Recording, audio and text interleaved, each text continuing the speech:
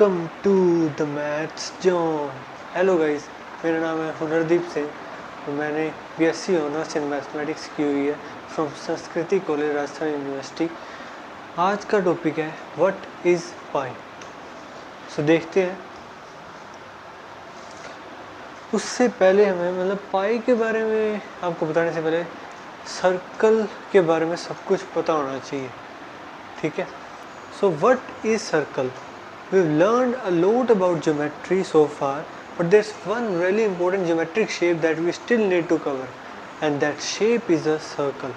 ठीक है, तो सर्कल के बारे में हमें पूरा पता होना चाहिए। सबसे बहुत इम्पोर्टेंट शेप है, ज्योमेट्रिक फिगर है। ओके, देखते हैं। Since the invention of the wheel, circles have been extremely important to all humanity. सबसे पहले सर्कल कब बना था? जब पहले बैलगाड़ी होती थी तो उनके टायर स्टार्टिंग में स्क्वायर्स, फिर थोड़ी थोड़ी उनकी साइड में कह सकते हैं पॉलीगन्स, एक तरह से कह सकते हैं।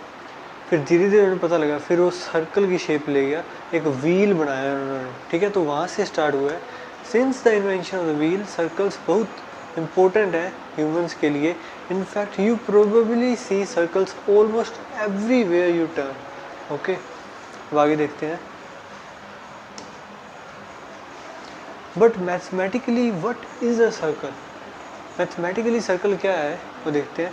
Well, in geometry a circle is defined as the set of all points that are equidistant from another single point. That's why a circle is defined as the set of points that are equidistant from a centre point. Single point है, उससे सभी same distance वाले points को मिलाकर circle बनता है, ठीक है। इससे इक्वी डिस्टेंस जो लोकस कहते हैं अपने, उसके बारे में डिटेल में बताऊंगा, वो सर्कल बनता है, ठीक है। तो that's why circle is defined as the set of points that are equidistant from a centre point, ठीक है। But of course we usually don't see it as a set of points because there are infinitely many of them, so they form a continuous circle. मतलब यहाँ पे discrete point से points नहीं देखते, यहाँ पे इन्फिनिट पॉइंट्स होते हैं, तो वो एक कंटिन्यूस सर्कल बनाते हैं, ठीक है। इसलिए वैसे है। सो सर्कल के बारे में पता लग गया, अब आगे देखते हैं। Okay, now let's learn about the parts that make up a circle, जो मिलकर सर्कल को बनाते हैं, और क्या क्या इंपॉर्टेंट टर्मिनोलॉजी जो हमें पता होनी चाहिए पाई के बारे में जानने से पहले, ठीक है। अब देखते हैं। सबसे पहले देखेंगे सेंटर, ठीक है। First of all we have the original point that we started with, जिससे हमने इसे इक्वी डिस्टेंस पॉइंट लिए थे। सेम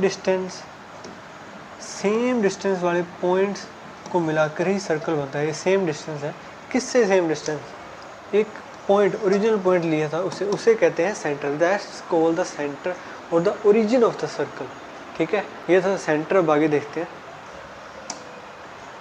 अब देखिए रेडियस, बहुत important. Next we have the distance that we used to draw all of the equidistant points that form the circle, that distance is called the radius. यहाँ पे जो ये equi distance है, इसे ही radius कहते हैं। सभी पॉइंट्स सेम डिस्टेंस पर होते हैं सेंटर से, और उस डिस्टेंस को कहते हैं हम रेडियस, जिसे आर से डिनोट किया जाता है, ठीक है। अब आगे देखते हैं। अब डायमीटर के बारे में देखते हैं। Another important circle dimension is called diameter. Diameter is the distance across a circle. If you start at one point on the circle and then draw line straight through the centre to the other side, that distance is the diameter, ठीक है। यहाँ से कोई भी point लो और ये हमारा centre है, उससे एक स्ट्रेट लाइन निकलती हुई दूसरे पॉइंट तक, ये डायमीटर ही बनेगा। सो इससे पता भी लग रहा है डायमीटर क्या है, रेडियस का 2 गुना है। d is equal to 2r। d से डायमीटर को रिप्रेजेंट करते हैं, रेडियस को r से। सो यहाँ पे लिखे हुए you all know diameter is equal to 2 into radius और d is equal to 2r, ठीक है। अब आगे देखते हैं। अब देखते हैं circumference. All of the equidistant points we drew combine to form the perimeter of the circle. Remember that perimeter is just the distance all the way around a shape, ठीक है। सो देखिए यहाँ पे सेंटर है, इससे equi distance, radius distance होगा, उतने distance पर जो ये पॉइंट्स हैं उन सबको अगर हम मिलाएं तो सर्कल बनता है। और ये जो डिस्टेंस है इसे ही पेरीमीटर कहते हैं, इसे सर्कल का पेरीमीटर कहते हैं। जैसे यहाँ से स्टार्ट किया तो यहाँ से लेकर यहाँ तक जो भी डिस्टेंस आएगा उसे सर्कल का पेरीमीटर कहते हैं। But because the circle gets a special name, because circle खुद एक स्पेशल शेप है, तो इसके पेरीमीटर को क्या कहते हैं हम, सर्कमफेरेंस कहते हैं। अब आगे देखते हैं। देखिए हमने सर्कल को देखा, हमने उसके dimension, centre, radius, diameter, circumference, इन सबको देखा। अब हम देखते हैं जो अपना लेक्चर का मेन पॉइंट है, व्हाट इज़ पाई। देखिए in math the word pi refers to very special number. In fact it's so special that it gets its own symbol. Numbers को हम किसी सिंबल से डिनोट नहीं करते, ठीक है, ये एक स्पेशल नंबर है और रीज़न भी है इसका कि इसे हम सिंबल से डिनोट करते हैं। This Greek letter here is the symbol for the number pi. ये जो ग्रीक लेटर है ये ही पाई का सिंबल है जो हम यूज़ करते हैं, ठीक है। But if pi is just a number, why don't we write it like that. Pi भी एक नंबर है, इसे स्पेशल ट्रीटमेंट क्यों मिल रहा है, why do we use a special symbol for it. We will discuss this letter in the lecture. आगे देखते हैं। देखिए but first let's learn what pi really is by seeing how it relates to a circle. They realize that all circles are similar in shape, ठीक है। उसके बारे में हम देखेंगे कि इसे स्पेशल सिंबल क्यों दिया। बट अब हम देख रहे हैं कि ये पाई है क्या चीज़, पाई कैसे सर्कल से रिलेट होता है।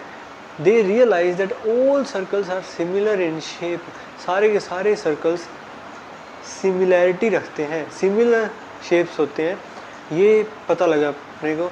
And thus the circumference must grow in proportion to the diameter. और इससे पता लगता है कि जो सर्कल की सर्कमफेरेंस है सिमिलर तब भी होंगे जब वो सर्कमफेरेंस डायमीटर के बढ़ने पर उसी प्रोपोर्शन में बढ़ती है, तो वो सिमिलर हो सकते हैं।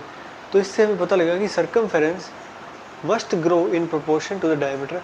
इन other words the circumference to diameter ratio is a constant. ये पता लगा अपने को, बहुत important. We know a ratio is just a relationship between two numbers that is written like a fraction. Ratio क्या होता है, एक फ्रैक्शन की तरह लिखते हैं उसे, बट वो दो नंबर्स का रिलेशनशिप होता है, ठीक है। So pi is the relationship of the circumference to the diameter. So pi is equal to circumference divided by diameter. It's the same number for any circle no matter how big और small. कोई भी circle ले लो इस दुनिया का, ठीक है, इस यूनिवर्स का कोई भी सर्कल ले लो, इसकी वैल्यू वही रहेगी, ये कांस्टेंट ही रहेगा। It's the same number for any circle, ठीक है, ये कांस्टेंट है, ये पता लगा। आगे देखते हैं व्हाट्स द वैल्यू ऑफ पाई। पाई क्या होता है वो हमने देख लिया, अब उसकी वैल्यू देखते हैं। सो फॉर ईच सर्कल, सो पहले सर्कल ड्रॉ कर लेते हैं अपने।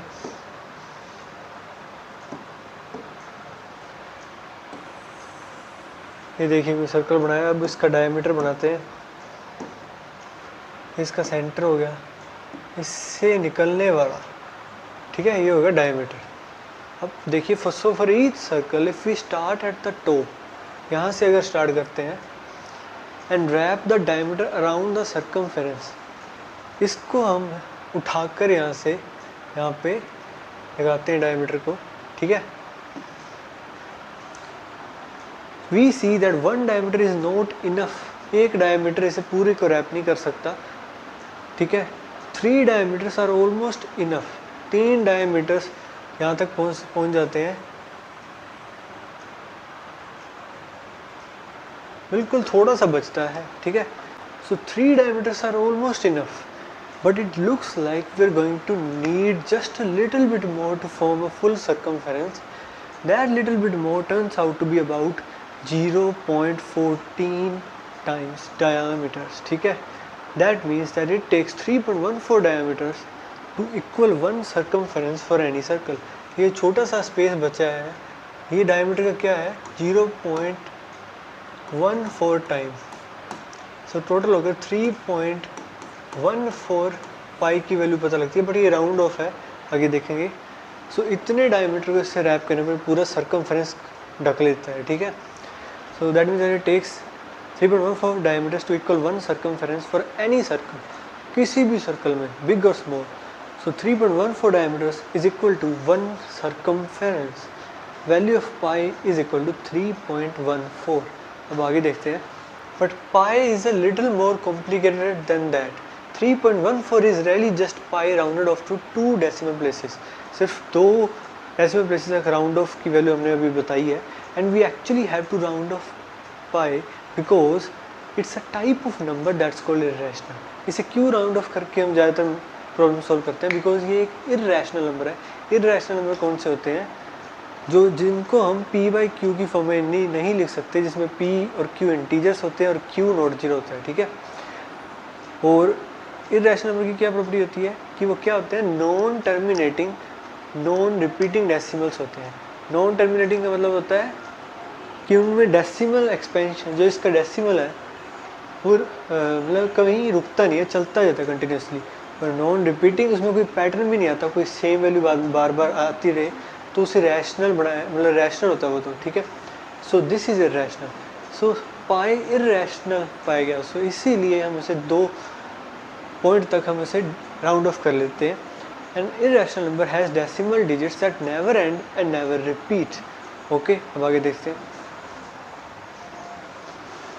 To be more precise, pi is 3.14159265358979323846 ...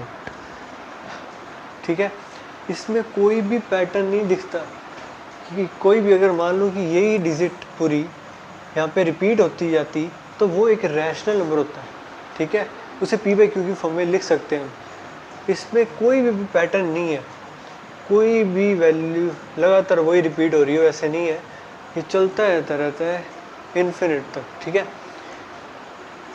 saying pi is 3.14 is usually close enough for most math problems, ठीक है। So that's all you really need to memorize. तो इतने ही याद करने की जरूरत है अपने को 3.14, जिससे हम अपनी मैथ प्रॉब्लम सोल्व कर लेते हैं, उससे मतलब एक्यूरेट आंसर आ जाता है, ठीक है। And that's why we use a symbol for pi in equations. इसीलिए हम इक्वेशंस में पाई का सिंबल यूज़ करते हैं। We could write it with 2 decimal places, or we could write it with 5 decimal places to be more accurate, or we could write it with hundreds of decimal places to be super accurate, or we could just use the symbol pi to represent the true value which is infinitely accurate. इसका क्या मतलब है कि हम 2 decimal places तक भी इस round of करके लिख सकते हैं, तो थोड़ा एक्यूरेसी, मतलब थोड़ी एक्यूरेसी उसकी कम होगी। अगर उसे 5 डेसिमल तक लिखा तो उसकी एक्यूरेसी थोड़ी सी ज़्यादा होगी। अगर हम 100 डेसिमल प्लेसेस तक लिखते हैं तो सुपर एक्यूरेट होगा वो, बट 100% एक्यूरेसी तो नहीं आएगी ना।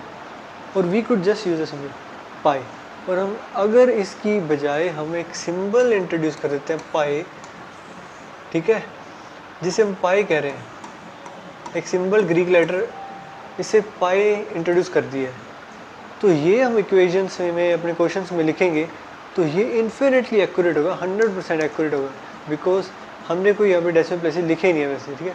फिर रैशनल नंबर को पूरा लिख नहीं सकते अपने। सो आगे देखते हैं। इसीलिए मैं कह रहा हूँ, पिछले बताया था कि सिंबल, इसके लिए स्पेशल सिंबल क्यों रखा गया है। So this is the reason, okay. So हम circumference and area of circle देखते हैं। सर्कमफेरेंस में जैसे हमने अभी देखा है कि पाई बराबर क्या होता है, सर्कमफेरेंस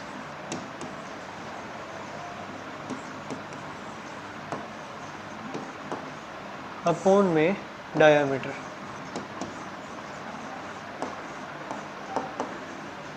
ओके, इसे C से डिनोट कर दो, इसे D से डिनोट कर दो। अब हमें सर्कमफेरेंस की वैल्यू चाहिए, so C is equal to pi into D। और अब हम जानते हैं कि डायमीटर ट्वाइस ऑफ रेडियस होता है 2r, ओके। सो इसको इसमें डालने पर सर्कमफेरेंस आ जाएगी 2 पाई r। सो ये होती है सर्कल की सर्कमफेरेंस। देखिए अब एरिया के बारे में देखते हैं। कोई सर्कल है, जैसे इसे हम क्या करते हैं, पीसीज में डिवाइड कर लेते हैं। मान लो कि पीस है हमारे पास, उसे पीसीज में डिवाइड कर लिया है और उन पीसीज को ऐसे अरेंज कर दिया है। अब धीरे धीरे हमने क्या किया है कि पहले मान लो इतने पीस किए थे, अगली बार थोड़े ज़्यादा कर दिए। ये पीसीस को इंक्रीज़ करते जा रहे हैं और उनकी विड्थ जो है ना वो कम होती जा रही है, डिस्टेंस क्लोज होता जा रहा है। तो ये जब इन्फिनिट नंबर ऑफ पीसीस हम ले लेते हैं तब ये एक रेक्टेंगल की फॉर्म ले लेता है ये सारा, जिसमें इसकी हाइट आर होती है।